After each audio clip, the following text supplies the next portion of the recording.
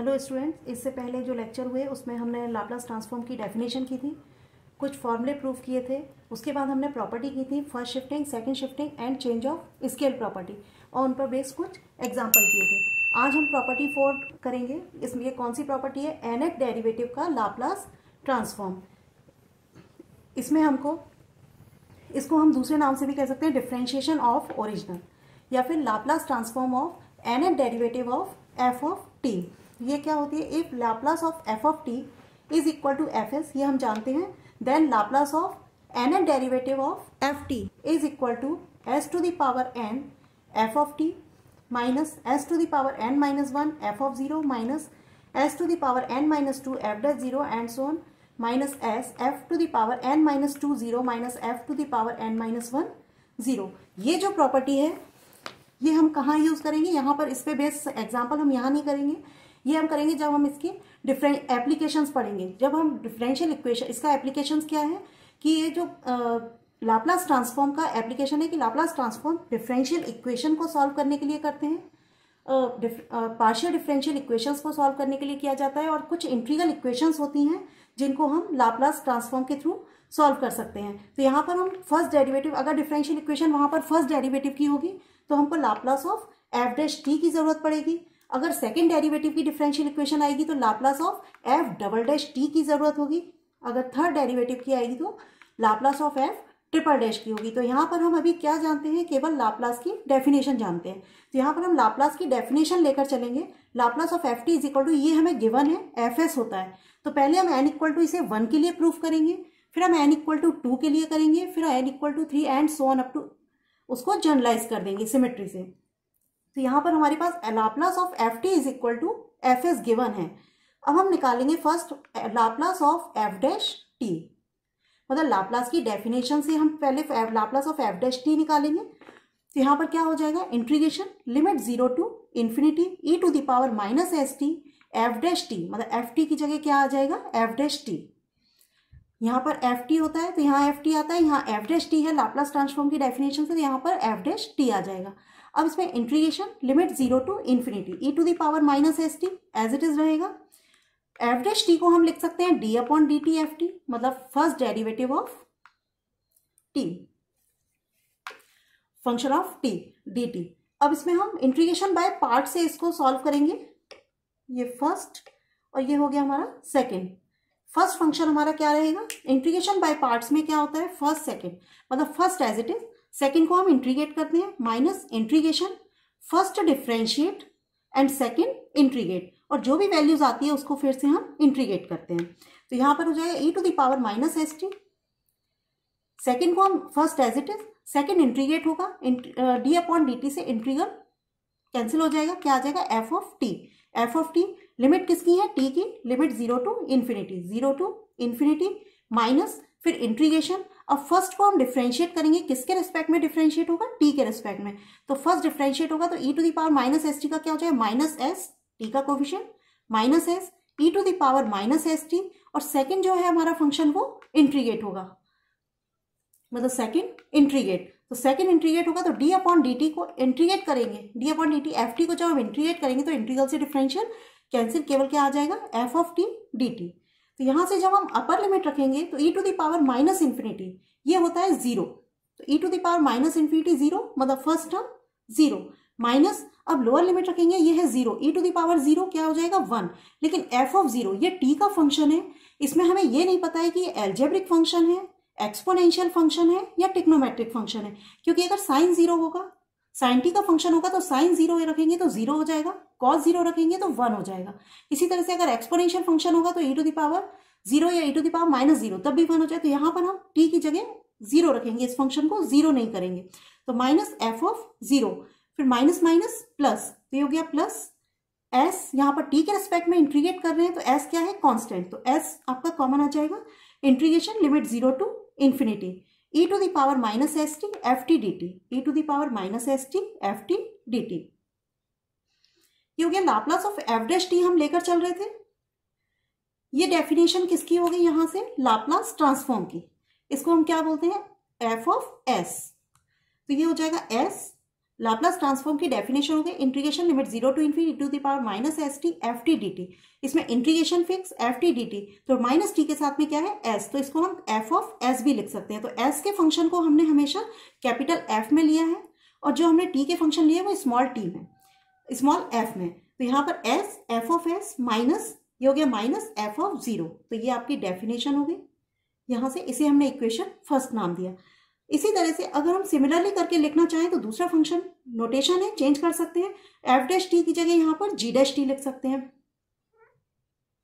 तो ये हमने लिखा Laplace of g dash t is equal to, जहां भी कैपिटल एफ है वहां कैपिटल जी हो जाएगा और जहां स्मॉल एफ है वहां पर स्मॉल जी हो जाएगा। तो Laplace of g dash t is equal to s capital F s capital G s minus small f 0 minus small g 0।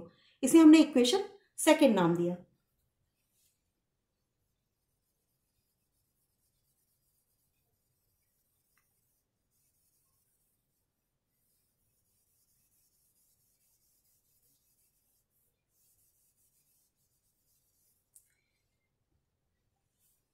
आगे हम ले सकते हैं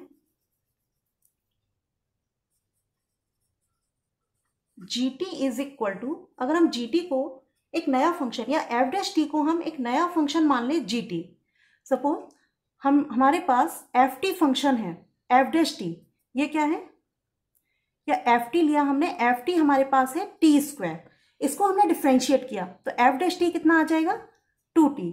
इसको हम एक, जब हमने एफ टी को डिफ्रेंशिएट किया तो हमें एक नया फंक्शन मिल रहा है, उसको हम gt भी लिख सकते हैं।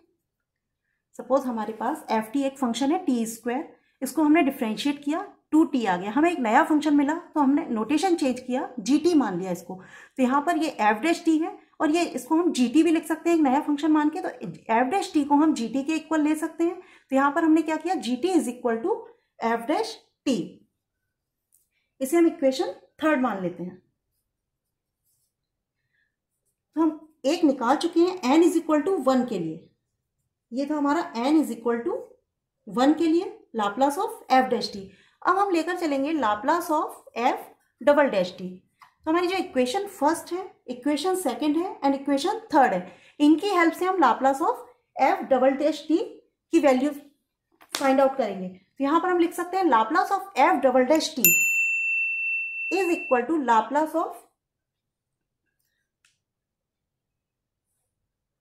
जी dash T.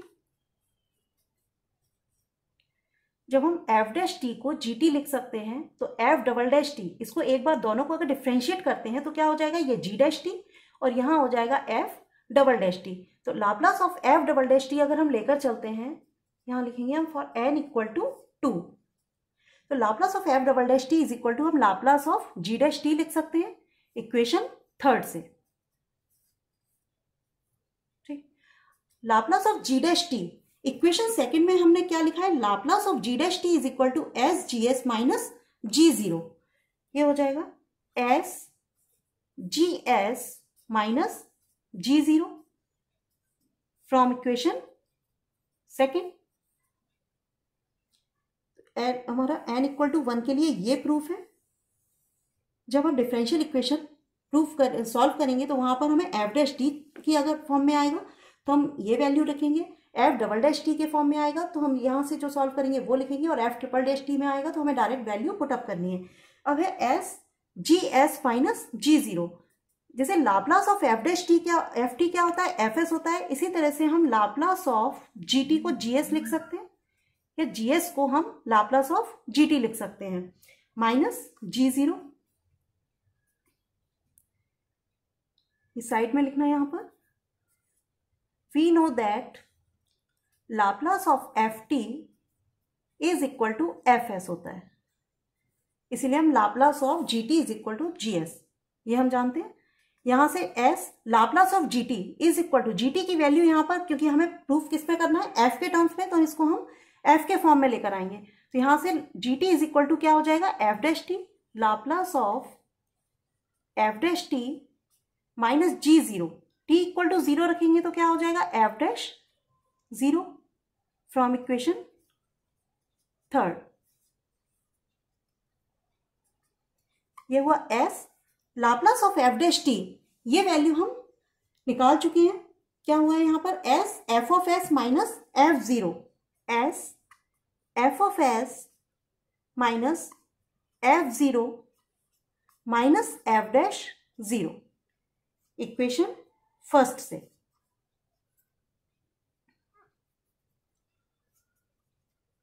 From first S का मल्टीप्लाई कर देंगे, ये हो जाएगा s square f of s minus s f of zero minus F dash zero, ये इक्वेशन हमारी सेकेंड हो गई।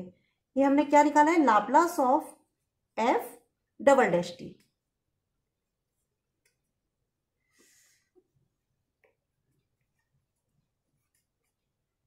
ये सेकेंड।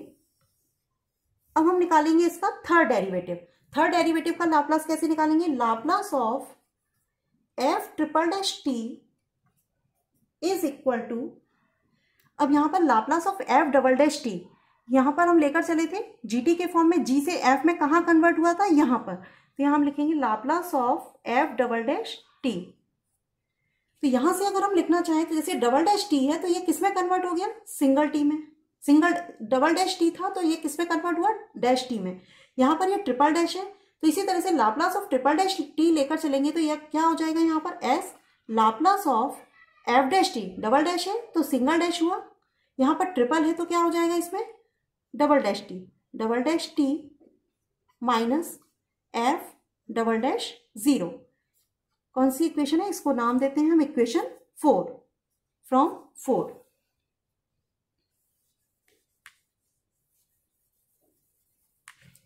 अब Laplace of f double dash t ये हम प्रूफ कर चुके हैं, यहां पर वैल्यूज निकाल चुके हैं इसकी।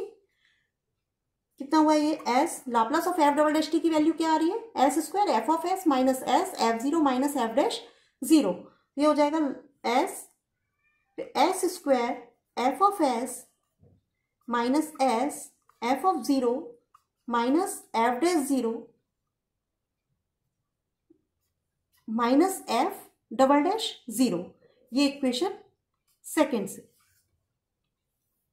एक मिनट, ये इक्वेशन 4, तो इसको हम इक्वेशन 5 नाम देते हैं, इक्वेशन 5 से। अब इसका मल्टीप्लाई कर देंगे तो ये हो जाएगा s square f of s minus s q f of s minus s square f of zero minus s f dash zero minus f double dash zero. ये हमारा जो प्रूफ हुआ है ये है Laplace of f triple dash t, ये हो गया Laplace of f triple dash t is equal to s cube f of s. First capital f है जो एस का फंक्शन है, बाकी सभी टी के फंक्शन में हमने टी इक्वल टू 0 रखा है तो बाकी सभी स्मॉल एफ से डिनोट होंगे, minus s square f of zero minus s f dash zero minus f double dash zero. ये हमारा थर्ड डेरिवेटिव निकल कर आ गया, थर्ड डेरिवेटिव का लाप्लास ट्रांसफॉर्म। अब हम देखते हैं यहाँ पर कि जो हमने एफ डबल डैश टी निकाला है, तो एफ डबल डैश टी निकाला है तो ये कहाँ तक आया है, एफ डैश टी तक। इसी तरह से एफ ट्रिपल डैश टी जब हम का लाप्लास निकाल रहे हैं तो यहाँ पर ये एस क्यूब से स्टार्ट हो रहा है, डबल डैश टी स्टार्ट हो रहा है एस स्क्वायर से स्टार्ट हो रहा है, कहाँ तक जा रहा है ये एफ डैश तक। इसी तरह से ट्रिपल डैश कहाँ तक जा रहा है, एफ डबल डैश तक, और ट्रिपल डैश है तो कहाँ से स्टार्ट हो रहा है, एस क्यूब से। इसी तरह से हमने 1 के लिए प्रूफ किया है, 2 के लिए किया है, 3 के लिए किया है। इसी तरह से हम इसको जनरलाइज कर सकते हैं सिमेट्री से। क्या हो जाएगा, Laplace of f and t, f to n है डेरिवेटिव ऑफ टी, उसका लाप्लास ट्रांसफॉर्म जब हम निकालेंगे तो यहाँ आएगा s to the power n f of s, क्योंकि 3 है तो 3 से स्टार्ट हो रहा है, 2 3 2 1 इस टाइप से जा रहा है। और कहाँ तक जा रहा है, एफ ट्रिपल डैश टी है तो डबल डैश जीरो तक। तो हम जब एन लिखेंगे तो यहाँ पर क्या होगा, s to the power n f of s minus s to the power n minus 1 and so on up to last में एन होगा तो कहाँ तक जाएगा, एन माइनस 1 तक। तो हम इसको जनरलाइज कर देंगे।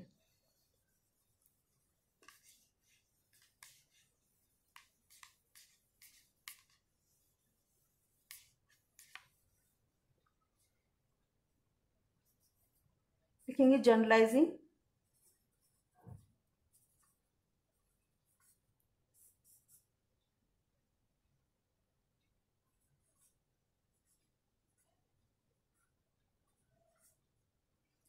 Laplace of